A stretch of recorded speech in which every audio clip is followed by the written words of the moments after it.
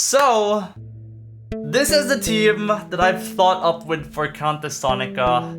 It's not that free to play, I will say that, but it has a bunch of components, and I'm just gonna run this through here while it's happening. Okay.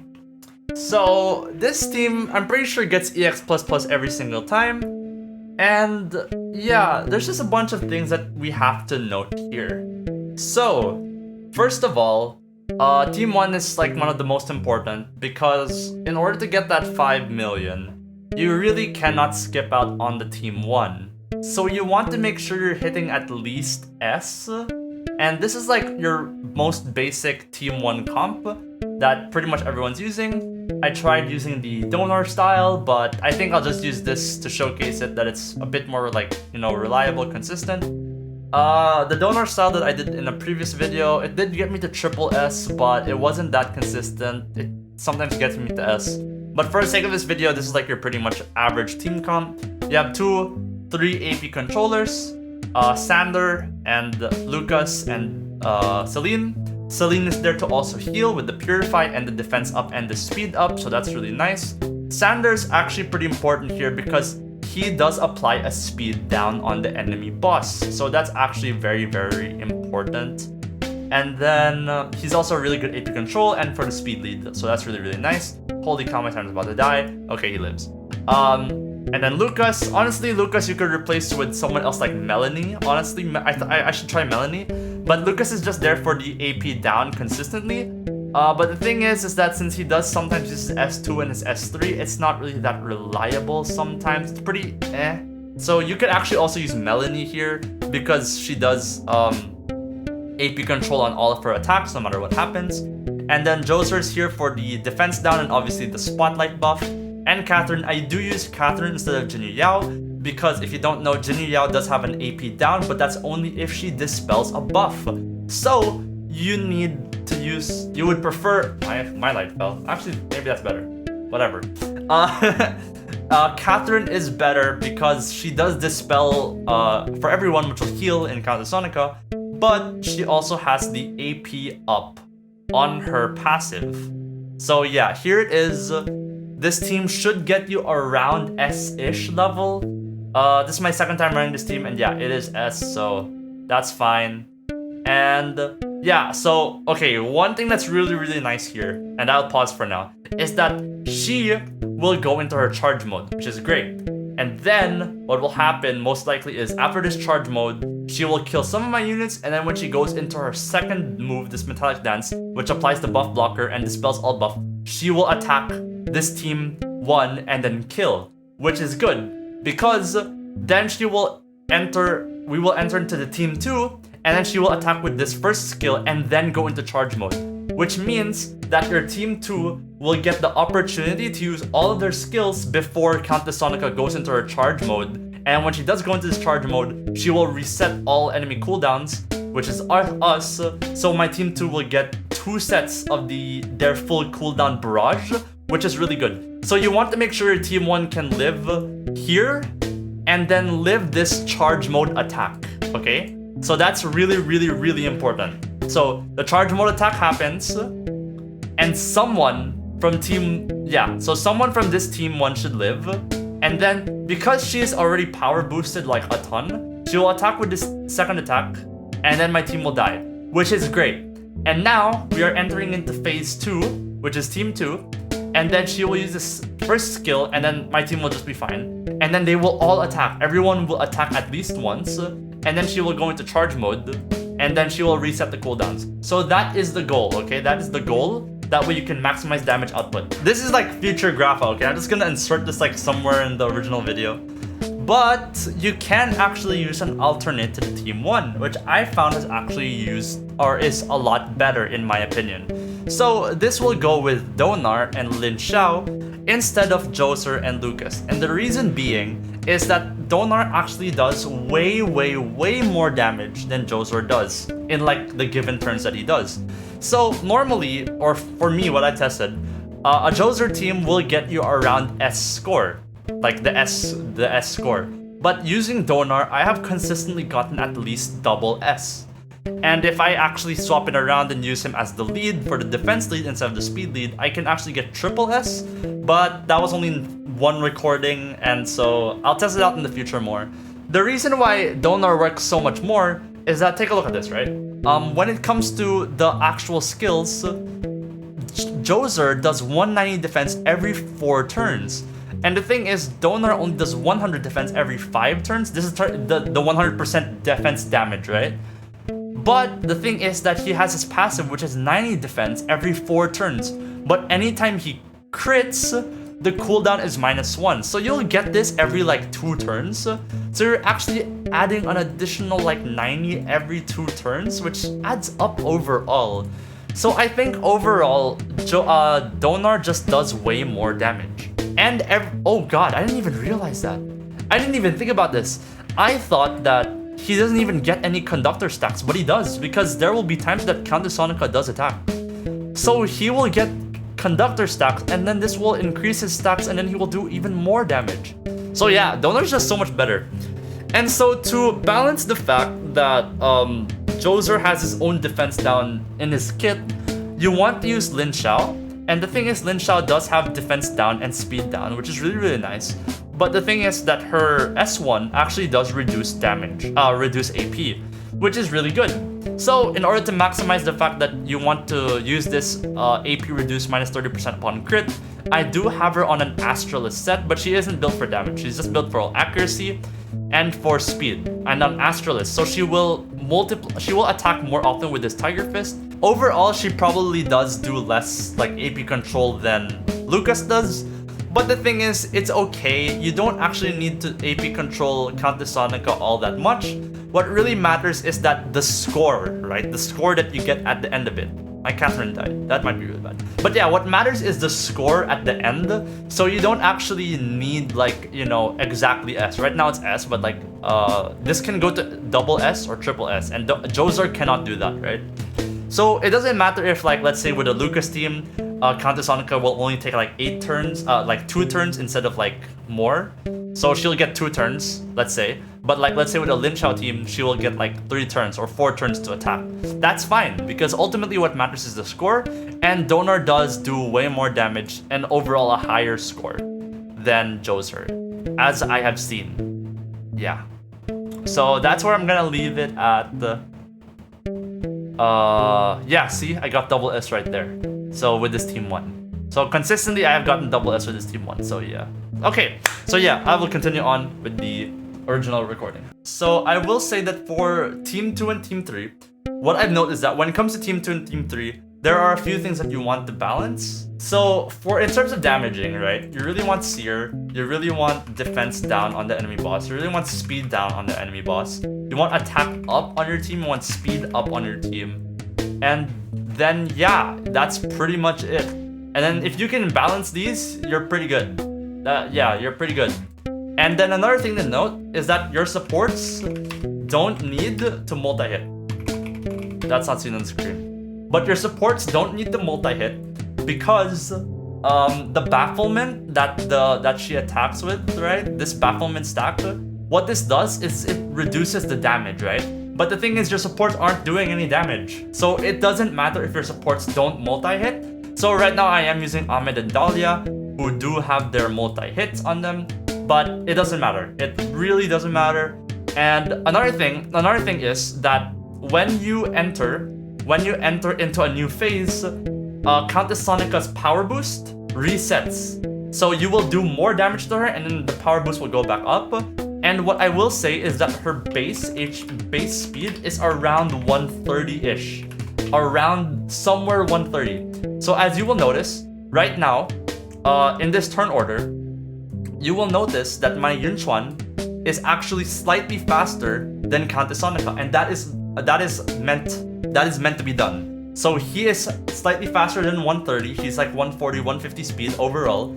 And so he will take a turn before Countess Sonica. And this is important because once you go to team 3, you want to make sure you're getting at least 1 turn in. That way, if she does enter charge mode, then your cooldowns will reset. So that's just something important. So for team 2 and team 3, you really want to have all of these. Seer, defense down, and speed down. So anyway, I'll just show this to you, right? So right now, I get a set of my cooldowns, and they do a ton of damage, which is great, which is really, really nice, you know? Very elegant, very vibes. So they're doing a ton of damage, and then, yeah, this just speaks for itself. It does a ton of damage. They all synergize with each other. This part is like pretty the pay to win part because I do have R2 Yunchuan and R2 Ahmed, but it is what it is. She uses the skill 1, and now my team can use a bunch of their cooldowns, a lot of their cooldowns actually. And then when Countess Sonica enters charge mode with the spotlight ability, all my cooldowns will reset, and that is the goal actually. So yeah.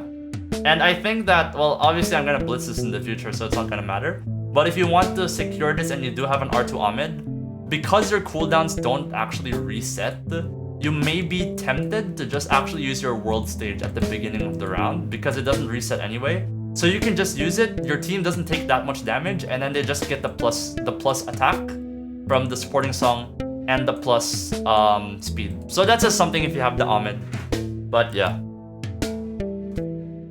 So yeah, because of the this is by point that my Embla only has like the double hit, right? Embla just does a ton of damage. So even though she will gain a bafflement stack here, it's pretty much fine in my opinion because she does have she has a bunch. The bleed does some form of damage, right? Actually, I'm gonna check this right now. Hold on. Does the bleed do that? So she has 4 bleed stacks. She takes a turn here. Okay, she doesn't take a turn here. Takes a turn here, and she does take like she took like 12,000 damage from the bleed stack. Not bad.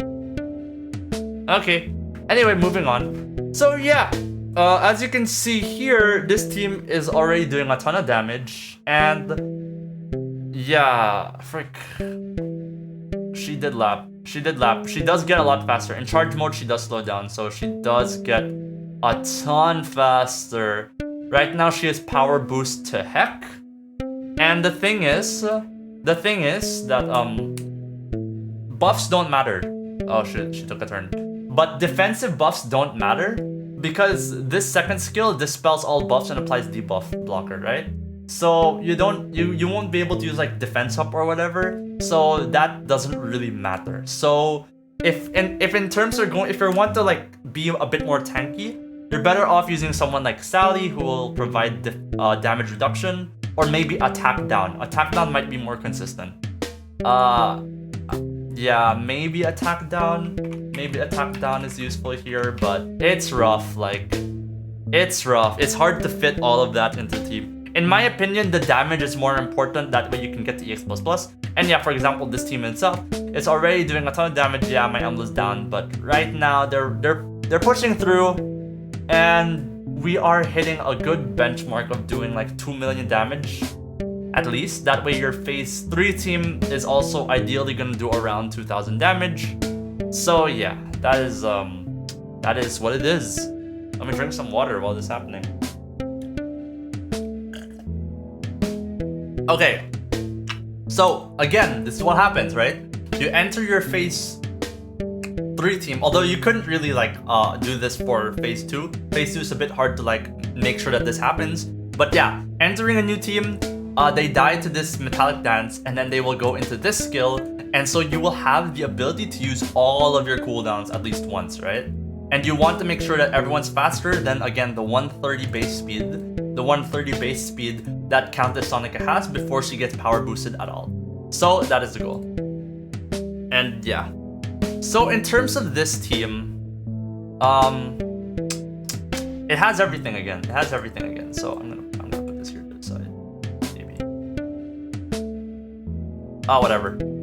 Anyway, it has everything. It has the defense down in Red Twin. It has the Seer in Lu Yi. It has the speed up in R6. White Twin. It has some crit rate up as well for, you know, if you need that. And in terms of why I'm using Clara, yeah, she's gonna get dispelled anyway. But the reason why I'm using Clara here is for the AP up on everyone. I tried using Meredith and who was it again? I tried using Meredith and someone, I forgot who it was. But like whoever I used, oh yeah, Meredith and Abigail.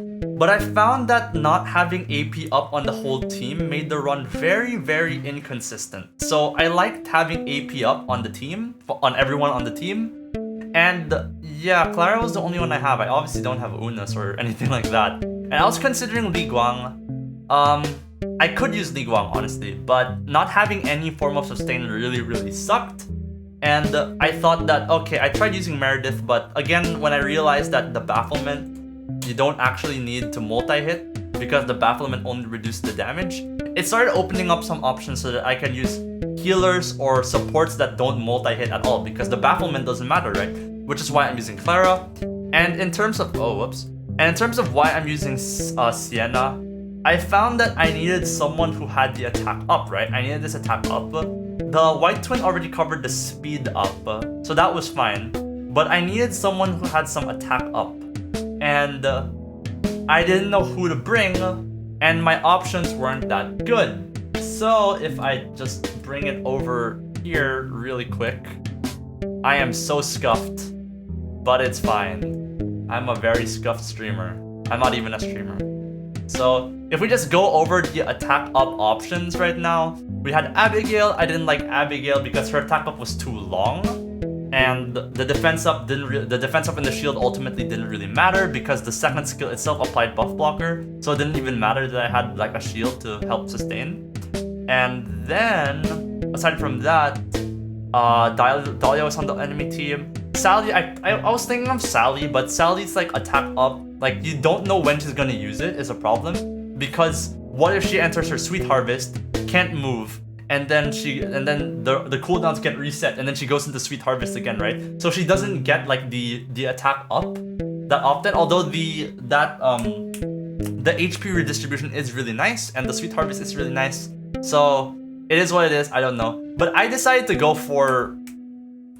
just go for Sienna because I like that her S1 had an AP push on the enemy, on your entire team. That's what I really, really liked about it.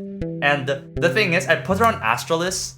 That way, like, if she does, because she does gain multiple turns, right? She does gain an extra turn. So after the Astral proc, like after she gains an extra turn from her World Wrath, she will use her, and there my DPS are dead. Okay, but that's 5 million, so that's good. But yeah, Sienna, again, like she will use her third skill, and then she will go into her second skill, gaining an extra turn. And then I think that increases her chances to proc Astralis or whatever. And if she does proc Astralis, she does push someone else's AP. And I liked AP pushing a lot because Countess Sonica gets really, really fast because of the power boost. AP pushing is a lot more valuable. I'm just gonna put this back up. AP pushing is a lot more valuable because like it's flat increase, right? Because if you just like try to outspeed with your relics, you're not gonna be able to keep up. So I think that is a pretty good team overall. Yes. So yeah, this is the team. A bit pay to win, definitely pay to win. But there are some options, okay? So in terms of relics, like, you know, I put everyone on like almost pretty much quick equip, and then like I adjusted from there, you know, because like, oh yeah, this guy has crit rate up, then I can like lower the crit rate, stuff like that. But I think these are the main things. Maybe not attack them. I think these are the main things. And if you want to go for like the survivability route, then yeah, you can go for attack down to make sure you last longer. If you have like some trouble, like, you know, putting these Espers in, you have some options, right? Like you can use Gabrielle to some excess.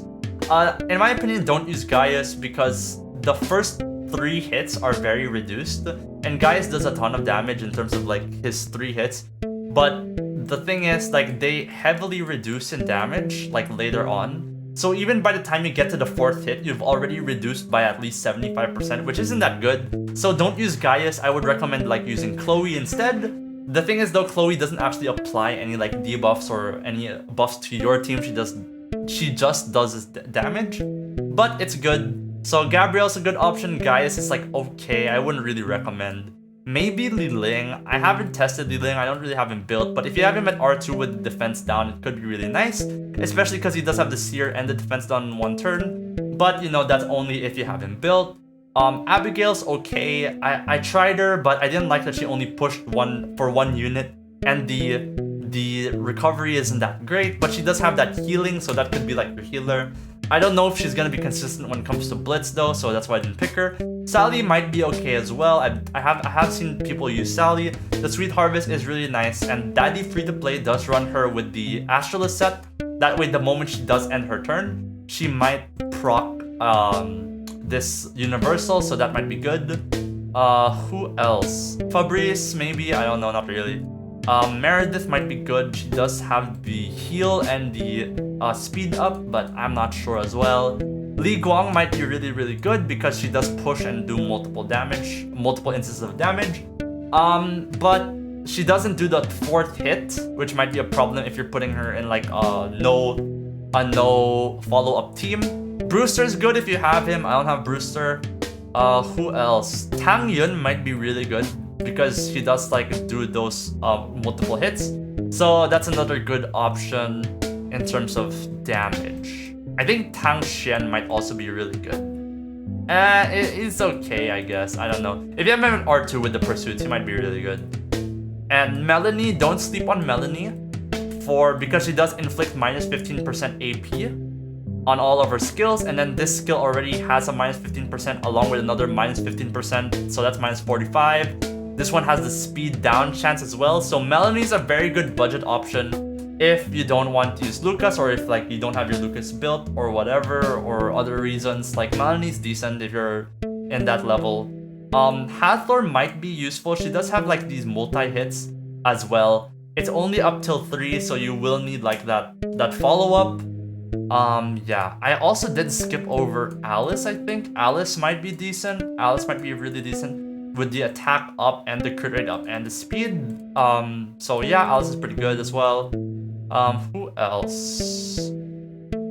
I think yes, Su Hua might be okay. Attack up on the team and then attack down on the enemy on Countess Sonica, that might be pretty useful. It's not really, it's just something to think about. It's not really that like something I would recommend. And yeah, obviously if you also have Fatum Sisters is really good for the slot 1, the S1 team. I will try more tests with like this team. I have this team which I really, really like. What's this again? Yeah, I like this team more. But I'll test it out. But anyway, holy cow, that's pretty much it. I hope that this helped you. Countess Sonica is really, really difficult. So again, just try to have these and I think you will be fine. Try to just like do as much damage as you can before she starts ramping up the power boost, because you're better off nuking. So yeah, I think that's pretty much it. And sorry I've been so busy lately. I have been slumped in school, but I think I'm better right now. Like I'm okay-ish. And I can start making more videos. And I think Anniversary Patch Notes drop tomorrow or like in a few hours from now. So anyway, I will see you guys somewhere else, someday else, anywhere else. Not, I don't know. Anyway, I will see you guys in the next one. Thank you so much for watching and get out of here.